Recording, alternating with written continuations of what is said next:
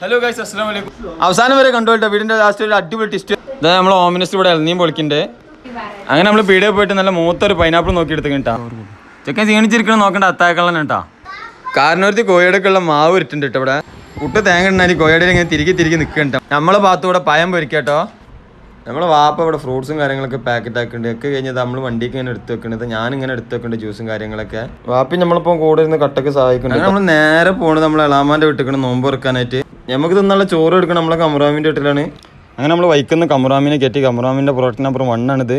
Product number 2, product number 3. അങ്ങനെ നമ്മൾ അവിടുത്തെ സാധനങ്ങളൊക്കെ എടുത്ത് എളാമാൻ്റെ അടുത്ത് സാധനങ്ങൾ നമ്മൾ വണ്ടിയിൽ നിന്ന് എടുത്തുകൊണ്ടിരിക്കണം. നമ്മൾ എളാമാൻ്റെ അടുത്ത് നേരെ പോകണ്ടെങ്കിൽ അങ്ങനെ സാധനങ്ങളൊക്കെ എടുത്ത് നമ്മളെല്ലാവരും കൂടെ ഇങ്ങനെ നടന്ന് ഇങ്ങനെ എളാമാൻ്റെ വീട്ടിൽ. പക്ഷെ നമ്മൾ വരുന്ന എളാമ അറിയില്ല കേട്ടോ. നമ്മളിവിടെ എത്തിയപ്പോൾ ഫാറൂഖ് അപ്പോൾ അന്തം വിട്ട് നിൽക്കണം. എന്താ ഇപ്പോൾ കഥ അതായിരുന്നു. നമ്മൾ നേരെ കയറി സാധനങ്ങളൊക്കെ ഫുള്ള് സെറ്റാക്കി വെച്ചിട്ടുണ്ട് ഇവിടെ.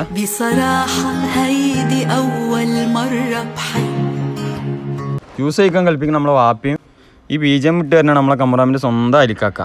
ഇതാണ് നമ്മളെ സ്വന്തം എളാമ. അതിന്റെ കമറോജ് വയനാട് കണ്ടിട്ടില്ലല്ലോ. എന്നോട് പറയാം, അതൊരു കാണേണ്ട സ്ഥലം തന്നെയാണ്. അതിന്റെ റബ്ബേ, നമ്മളെ ദുബായിലൊക്കെ ഒരു ബിൽഡിംഗ് ആണ്. ഇതാണ് നമ്മളെ ജിലേബി. അപ്പം നമ്മൾ നോമ്പ് ഇവിടെ കഴിഞ്ഞ് കിട്ടാം. എല്ലാവരും അടുത്ത വീഡിയോ ബൈ ബൈ.